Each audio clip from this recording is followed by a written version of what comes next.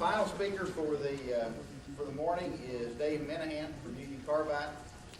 Dave's got his Bachelor of Science degree in Chemistry from the University of Manchester and his PhD in Inorganic Chemistry from Auburn. Did postdoc research at Ohio State University. He joined Union Carbide in 1984, has 3 patents, 20-plus publications, and is presently research leader in the Catalyst Skill Center, responsible for long-range catalysis studies. Dave? Thank you very much. No one's ever said they were unable to hear me at the back, so I'll assume that that's still true. I'm going to continue with the theme of higher alcohol synthesis. However, it's going to be over a much different catalyst system. And we're going to do some characterization to try and figure out what's going on, too. For those of you who heard me speak in the past, I've been very vague as to exactly what catalyst we've been using. I'm going to be able to be much more specific today. What I'd like to do is, first of all, I'd like to acknowledge some of my co-authors. First is Walt Hart at Union Carbide. Walt's an engineer. As you heard already, I'm a chemist, so Walt tries to keep me honest. Bill Epling and Gar Hoffman did the surface science characterization of the catalyst that I'll get into at the end of the talk. I'd like to thank Union Carbide for giving me permission to talk today, and also the work was performed through the Department of Energy with this grant that the research was conducted from 1982 through 1985.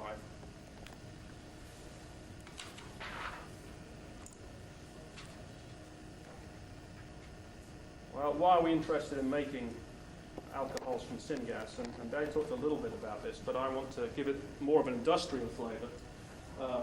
First of all, if you want to make methanol, you don't want to use a higher alcohol synthesis catalyst because they're not very active for making methanol.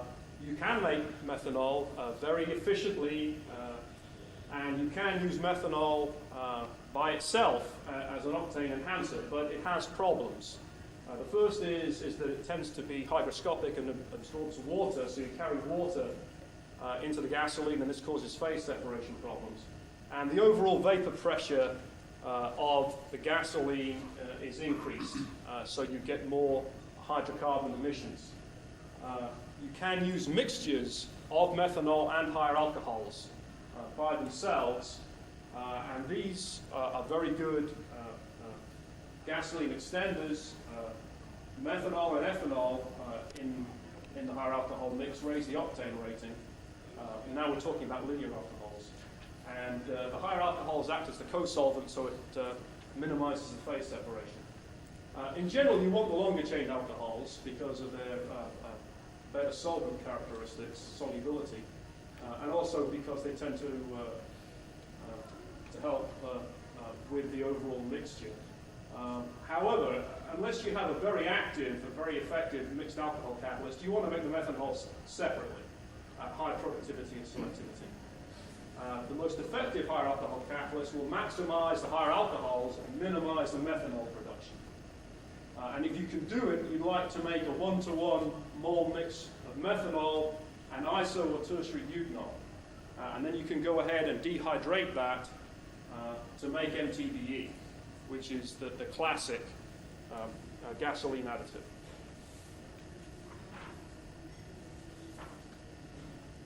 So what are the reactions that are going on?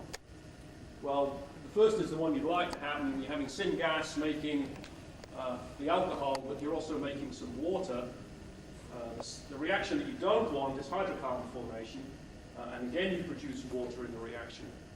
So unless you're extremely lucky, you're going to have water-gas shift activity, where the water that's produced in both of these reactions reacts with the reactant CO to produce CO2 and hydrogen.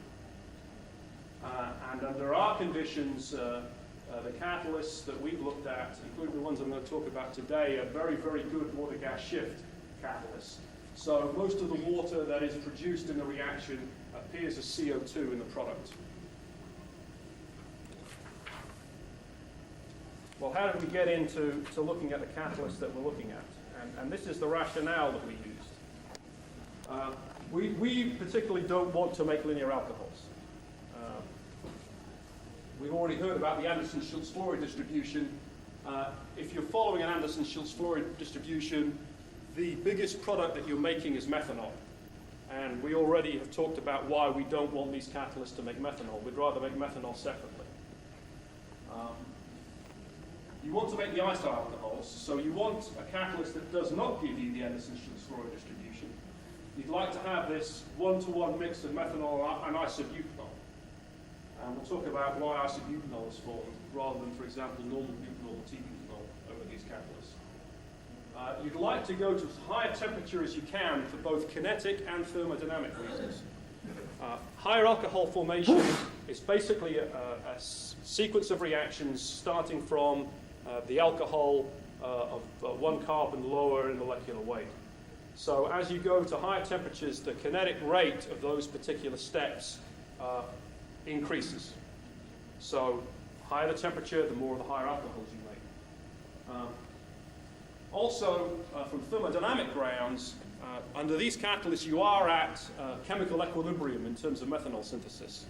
So as you go to higher temperatures, you see less and less methanol, just because that's the way the chemical equilibrium lies. So going to higher temperatures, you gain in two regards. First of all, you're not making as much methanol. There's plenty of methanol in there, so you're not making the unwanted methanol. And the methanol you are making is reacting at a faster rate to give you the higher alcohols. Our catalysts do not have copper metal, and the reason for that is we can't go to high temperatures with copper metal there. Copper, and in the case of, for example, ethylene epoxidation, where silver is used, sinters rapidly much above 300 degrees.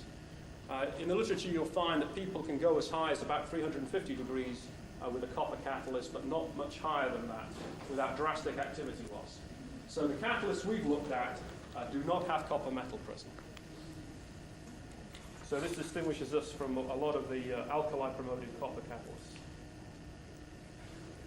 So what are we using?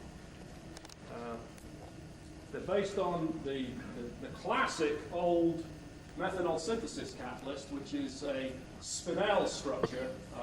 Here we have the 2,3 spinel, so we have a metal cation in the 2+ state and a metal cation in the 3+ state. And an example, obviously, is the zinc chromite catalyst. We don't have copper metal, so we can go above 350 degrees centigrade. And we have to add alkali to this in order to see the formation of the alcohols. How do we go ahead and test these catalysts? We use a copper-lined stainless steel tubular reactor. The reason why you have to have the copper lining is if you have a stainless steel reactor and you take it much above 400 degrees centigrade, you have CO disproportionation, the Boudoir reaction occurring, where you get deposition of carbon and the reactor plugs. So you have to have some sort of an inner lining, and copper works very, very well. We use about 1 cc of catalyst, 1030 mesh. It's a diluted bed, and the temperature is maintained for the use of the fluidized sand bath. We have two gas chromatograph analyses, two columns, one for organics, one for inorganics, and we have a cold trap for heavies and water. We don't see many heavies under the conditions that we operate with the catalyst we use. We're high temperature, 400 to 440 degrees centigrade. We can go as high as 1,500 pounds with the reactors that we're using. We're using a space velocity of about 12,000 per hour, and we're using a syngas ratio of 1 to 1. If you go to higher hydrogen content in the feed, you'll make methanol. You really want to go to as low a syngas ratio as you can tolerate. The problem with going to even lower ratios is the rates fall off quite dramatically. So there's some sort of a compromise you have to make, and a 1-to-1 syngas is a pretty good place to operate. What we try to do here is we purchased an Engelhardt zinc chrome spinel, which is their methanol synthesis catalyst. And of course, we operated under non-methanol synthesis conditions. If we're operating at a high temperature and a low syngas ratio, we don't expect to be optimal in the methanol formation. What I'm showing you here is a typical test protocol that we use, so I'm going to give you a minute to familiarize yourself with the table. Obviously, we have the different conditions of temperature and pressure running across the top, and we have the selectivity to total alcohols on the first line. And you can see that if we were making methanol, this would be a lousy selectivity. This catalyst can make 99+% methanol if it's operated under optimal conditions. So here we're making somewhere between as low as 30% when we're going up to very high temperatures and the lower pressures. But we're still making reasonable amounts of alcohols. Most of the alcohols, as you can see, are methanol. We do see a little bit of isobutanol because there is alkali on the catalyst. Not as much as we need, as you'll see, but there is some there. And you can see that the methanol, and also, again, we don't see the Schultz-Flory distribution. You can tell that we see very little ethanol. We see at the higher temperatures, we do see some normal propanol, but basically the higher alcohol that we see is isobutanol. We don't make very much of it with the standard catalyst. Our methanol to isobutanol ratios are very high. And the conversions are modest. So this is the standard, if you like. If we intentionally put 1% potassium as potassium nitrate by incipient wetness impregnation onto this catalyst, things change quite dramatically, at least in terms of the isobutanol rate. Notice we haven't done a whole lot in terms of the overall selectivity to total alcohols. Normally you put alkali on to reduce hydrocarbon formation, and we're not doing very well as far as that's concerned here. It looks pretty similar to the unpromoted catalyst. However, you can see now the methanol rate has fallen, but the isobutanol rate has gone up quite dramatically. And under the conditions of high temperature and high pressure, we're making greater than 100 grams per kilogram hour of isobutanol. This is quite a phenomenal activity if you look in the literature at the catalysts that are out there. A good rate here would be somewhere between 20 and 30 grams per kilogram hour. So this is a very active catalyst for isobutanol formation. Also notice now that the methanol to isobutanol mole ratio has fallen to that almost 1, which is the magic number here. So this is a very, very efficient and quite selective catalyst for isobutanol formation.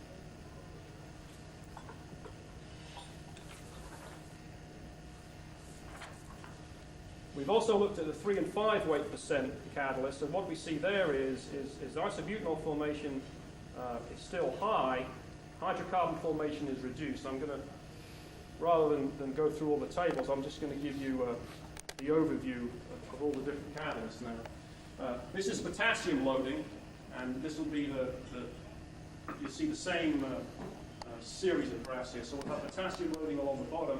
Here's the selectivity of total alcohols. You can see it increases as you increase the potassium loading, as you might expect. By the time we put 5 weight % potassium on here, the selectivity has gone up above 80%. It's almost a linear increase.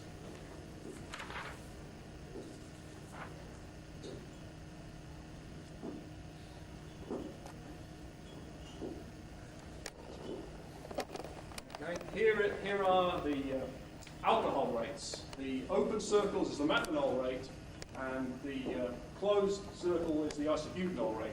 And you can see that the 1 weight % catalyst certainly gives us the best isobutanol productivity. As we add more isobutanol, more potassium, the isobutanol rate falls away, and the methanol rate stays pretty constant there.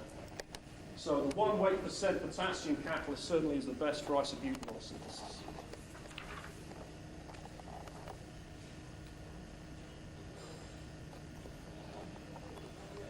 Okay, there's the total alcohol rate, and you can see as we go into higher potassium loadings, they scatter here, but the overall trend is putting more potassium on here is not doing a whole lot for increasing your alcohol rate.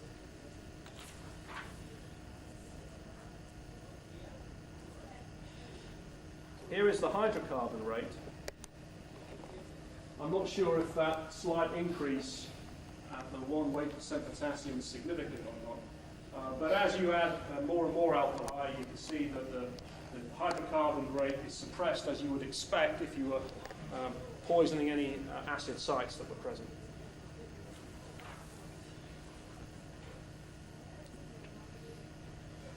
Finally, here's the methanol to isobutanol mole ratio versus potassium loading.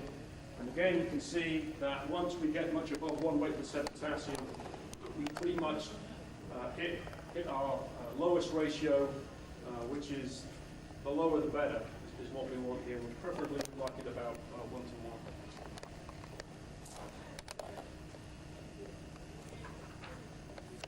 Well, with this in mind, how good is this? Okay.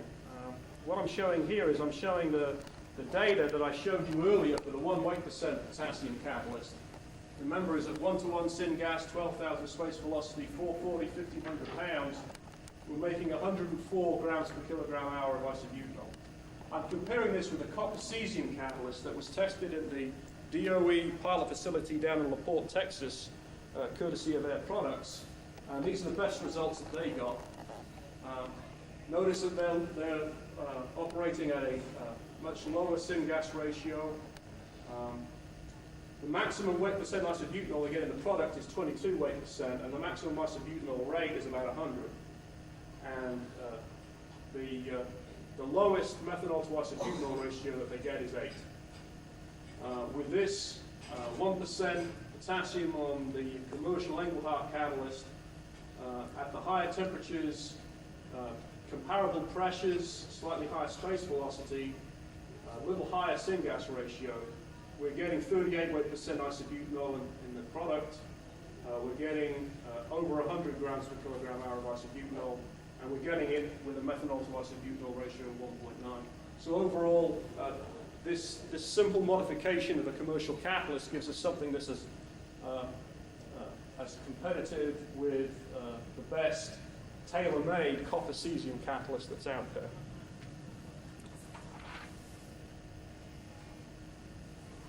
So what's going on here? We did some surface science characterization of the catalyst, both the fresh and the used catalyst. We did it using both X-ray photoelectron spectroscopy, which probes the near surface region.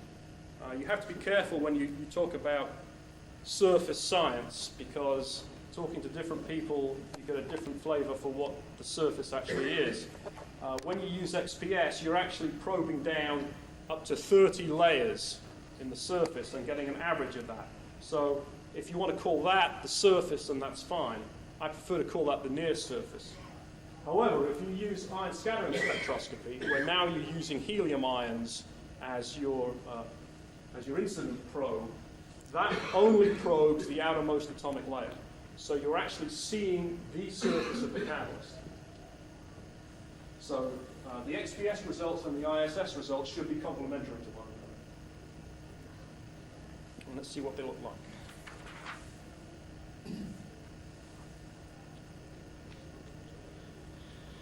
Here's the XPS survey spectrum.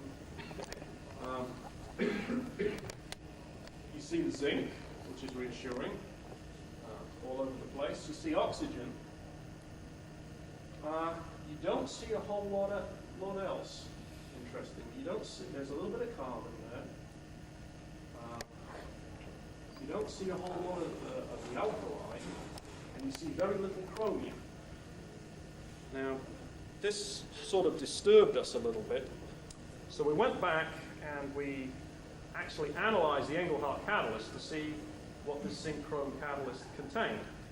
And it turns out that it's actually only about 1/3 the zinc chrome spinel. The other 2/3 is zinc oxide. So even though the Engelhardt catalyst is, quote, a zinc chrome spinel catalyst, it really looks more like zinc oxide promoted with the zinc chrome spinel. And if we go to the ISS spectrum,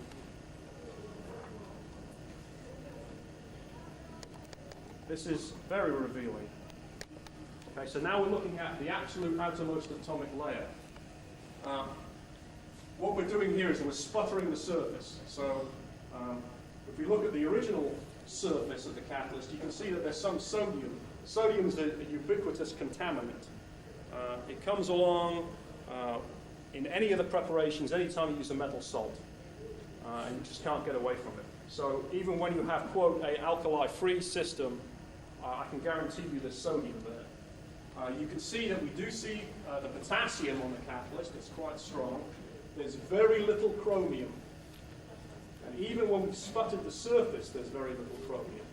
There's a lot of zinc, okay, not on the outermost atomic layer, but as we go about 1 or 2 layers down, the surface is zinc oxide. So this catalyst, I will contend, is not zinc chrome spinel at all. It is in fact zinc oxide. And we have an alkali-promoted zinc oxide catalyst that's doing the chemistry.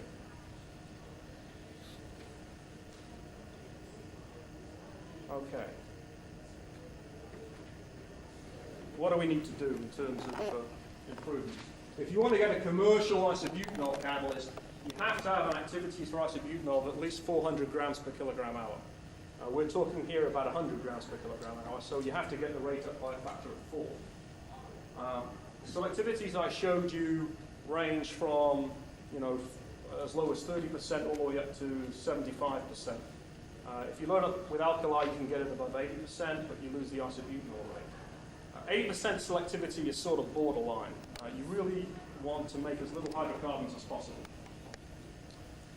The methanol to isobutanol mole ratio should be about 1. Process conversion, we've seen conversions up to about 20%. You'd really like the conversion to be higher than that.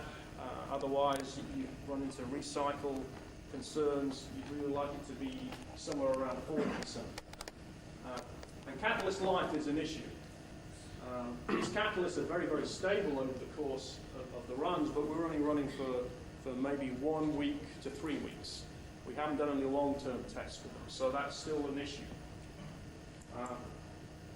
Catalyst characterization says that the alkali-promoted zinc oxide is the active catalyst. So why do you have the spinel there? Well, maybe the chromium does do some promotion. That's not clear right now. But if you look at the surface area, okay, the spinels, even the Engelhardt material, has a surface area somewhere between 80 to 100 square meters per gram, which is a relatively high surface area. If you take zinc oxide by itself and look at the surface area maximum, even if you go through a whole bunch of precipitation tricks, is only 20 square meters per gram. So it seems to me that what we're doing here is we're using zinc chrome spinel as a support, high surface area support, for the zinc oxide and the potassium. So we have a high surface area zinc oxide potassium catalyst that's doing the higher alcohol synthesis. There is a paper that's going to be coming out, I think, very shortly in Catalysis Letters to that effect, and there's also a paper that's just been accepted in the Journal of Physical Chemistry. So if you want to see the gory details, they're in there.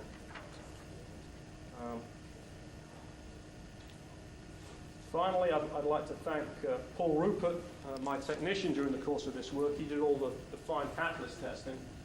I'd like to thank Dwayne Dombeck, who was the liaison between Union Carbide and DOE, and also gave us some very helpful insight into the mechanism of the higher alcohol synthesis and gave us suggestions as the work went along.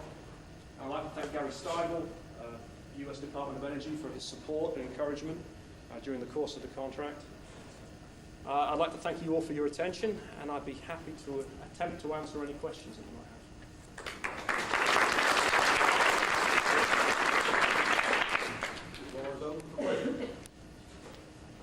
Yes. You mentioned at the end that you think that the active catalyst may be a zinc oxide supported on the spinel.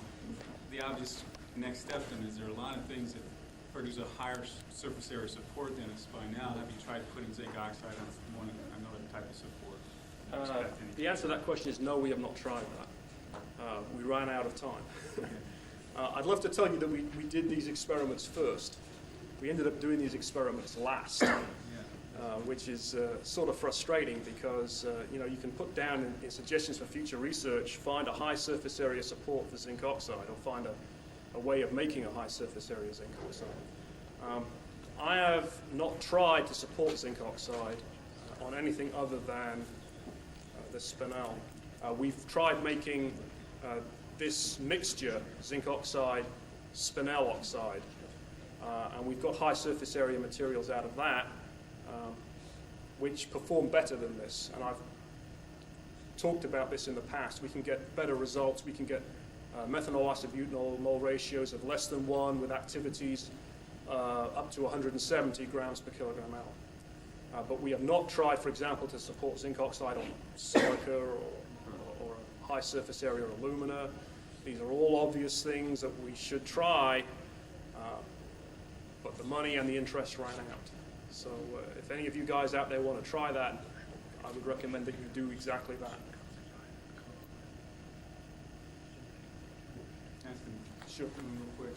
The potassium, I've always thought that the methanol catalyst, what potassium did was suppress CO dissociation.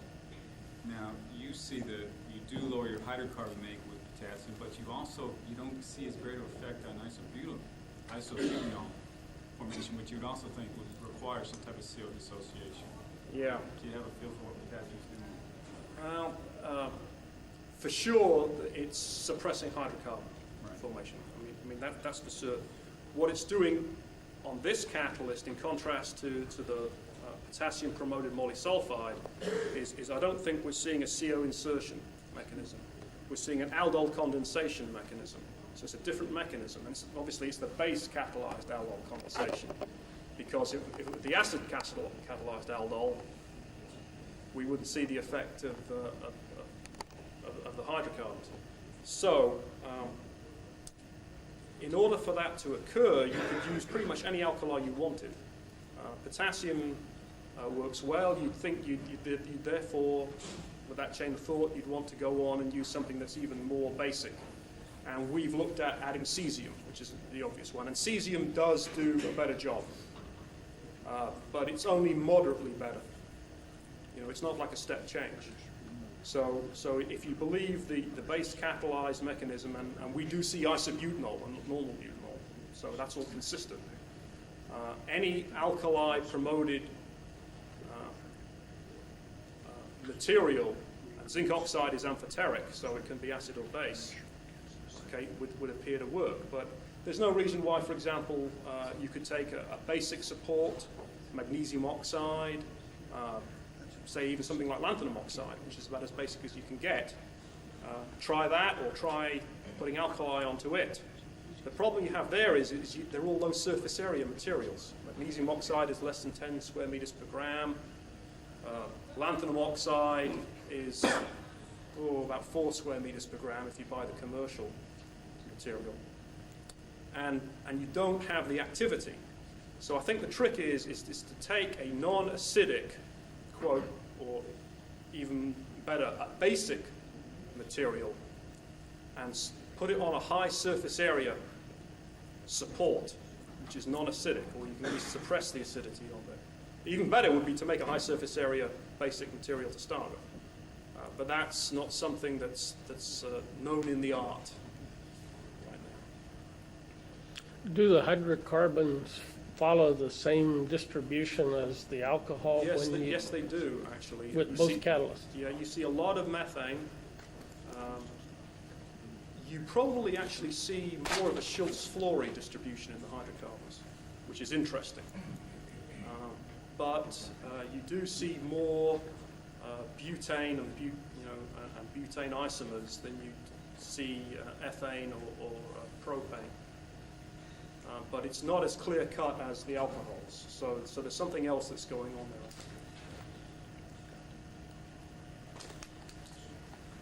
Any other questions?